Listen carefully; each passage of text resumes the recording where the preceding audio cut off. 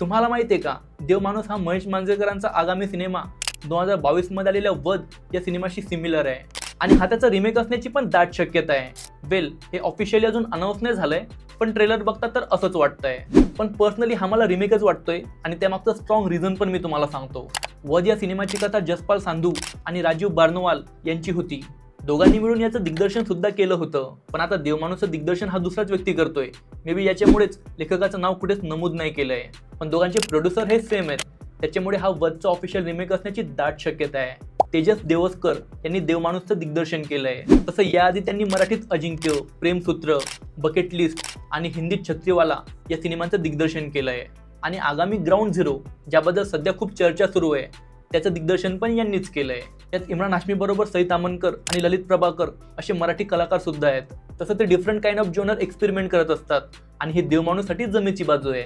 एक सर्वसामान्य माणूस ज्याने जीवनात कधीच कुणाचं वाईट नाही केलं, द परफेक्ट फॅमिली मॅन, ज्याच्याबद्दल लोकांच्या मनामध्ये सुद्धा सन्मान आहे. मग नेमकं असं काय घडतं ज्यामुळे ते गिल्टी फील करतात, पोलीस बघितल्यावरती घाबरतात? ज्यांनी वध पाहिला त्यांना माहिती आहे की हे असं का होतंय. इनफॅक्ट वधच्या ट्रेलरमध्येच अंदाज येऊन जातो की त्या माणसाच्या लाईफमध्ये काय अनफॉर्च्युनेट इव्हेंट घडलेत, जे देवमाणूसच्या ट्रेलरमध्ये खूप स्मार्टली हाईड करण्याचा प्रयत्न केला गेला आहे. पण देवमाणूसची टोन ही डिफरंट आहे, त्याला मॉडिफाय केलं गेलं आहे. फॉर एक्झाम्पल, ओल्ड एज कपलमधील बॉन्ड, पंढरीच्या वारीला जाणं. एक माणूस कर्जाचे पैसे मागतोय, पण त्याचा शेतीच्या जमिनीवर डोळा आहे, कारण तिथून नॅशनल हायवे जाणार आहे. आणि दुसरा व्यक्ती रात्री अपरात्री कधी पण येऊन त्यांना मानसिक त्रास देतोय. तिथे ग्वालियर होतं तर इथे पंढरपूर आहे. आषाढी एकादशी वारीतील गोलाकार रिंगणाचं दृश्य, ज्यात रिंगणामध्ये घोडे, टाळ, मृदंग वाजवणारे भक्तगण दिसत आहेत. वारीत हजारोच्या संख्येने आलेले वारकरी दिसत आहेत आणि हे चित्र खूप सुंदररित्या टिपलं आहे. याला वध सोबत जर का आपण कम्पेअर केलं तर संजय मिश्रा यांनी साकारलेलं शंभूनाथ मिश्रा हे पात्र खूप डिसेंट होतं. तो खूप काम आणि कंपोज होता. समोरच्यावर कितीही राग आला तरी पण तो चेहऱ्यावरती दिसू देत नव्हता. मांजरेकरांचं पात्र हे ट्रेलरच्या सुरुवातीला असंच दाखवलंय. भगवान नरसिंह वध करतात त्या सीनच्या नंतर त्यांच्यामध्ये एक प्रकारचा अँगर दिसतो, जो पूर्णपणे सॅटिस्फाईंग आणि कन्व्हेन्शनल वाटतो. आता ज्यांनी वध बघितला ते ही गोष्ट समजू शकतील. रेणुका शहाणे या मराठीमध्ये खूप रेअरली दिसतात. याआधी 2018 मध्ये आलेल्या बकेट लिस्टमध्ये त्या होत्या. त्यानंतर गुलाबजाम, स्माइल प्लीज यामध्ये तर त्यांचा गेस्ट अपीअरन्स होता. त्या खूप निरागस वाटतायत आणि अशाच प्रकारच्या भूमिका त्यांच्यावरती सूट होतात. पण इमॅजिनेशनच्या पलीकडे जाऊन डरकाळी फोडणारी वाघीण बघायला सर्वांनाच आवडेल, कारण आजकाल अनएक्सपेक्टेड गोष्टी खूप चालतात. त्यात एक सौरभ सचदेवा नावाचा अँटॅगनिस्ट होता. त्याचा जेव्हा पण सीन असायचा ते बघून आपला राग अनावर व्हायचा. तसं आता जज करणं हे चुकीचं राहील, पण सिद्धार्थ बोडके आणि अभिजित खांडकेकर यांच्याकडे बघून ते इमोशन क्रिएट होत नाहीये. आणि मानव विजने जे वधमध्ये इन्स्पेक्टरचं कॅरेक्टर प्ले केलंय ते वन ऑफ द बेस्ट होतं.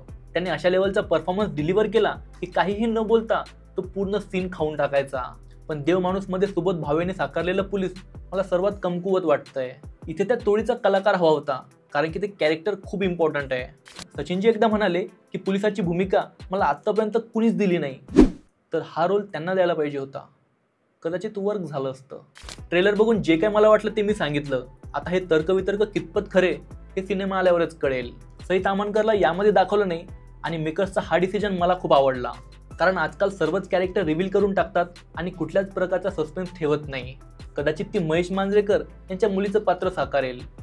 कदाचित, ओके, अंडरलाईन. मे बी तिला आताच न दाखवणं हा कथेमध्ये ट्विस्ट आणू शकतो, कारण वधमध्ये त्यांची मुलगी नाही तर मुलगा होता जो विदेशात राहायचा. बाकी हा ट्रेलर ओरिजिनल सिनेमाला माइंडमध्ये ठेवून कथेचा गाभा उलगडून न देता कुतूहल निर्माण करतो. त्यासाठी editing, background music, multiple quick cuts, तो 1 सेकंडचा साऊंड ड्रॉप आणि ट्रान्झिशन इफेक्ट्स हे इक्वली जबाबदार आहेत. या प्रोफेशनल लेवलवर केलेल्या एडिटिंगमुळे सस्पेन्स तर क्रिएट होतोच, शिवाय वेगवेगळ्या प्रकारचे इमोशन जनरेट होतात, जे आजकाल प्रेक्षकांचा थिएटरपर्यंत जाण्याचं निमित्त बनतात. महेश मांजरेकर आणि रेणुका शहाणे या कथेची सर्वात जमेची बाजू आहे आणि हाच याचा प्लस पॉईंट पण आहे. राहिली गोष्ट रिमेकची, तर टोन ही वेगळी आहे, पण थीम ही सिमिलर वाटते, पण सीन बाय सीन कॉपी वाटत नाहीये. तर बघूया हा रिमेक आहे की इन्स्पायर्ड, कारण ओरिजिनल रायटरला क्रेडिट न देणं हे क्रिएटिव्ह किंवा पर्सनल डिफरन्स तयार होण्याचं कारण वाटतंय. बाकी तुम्हाला व्हिडिओ कसा वाटला हे मला कमेंट करून नक्कीच सांगा.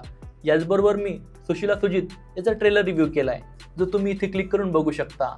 व्हिडिओ आवडला तर लाईक, शेअर आणि सबस्क्राईब करा आणि बघत रहा द मराठी शो. भेटूया आपण लवकरच. जय हिंद, वंदे मातरम.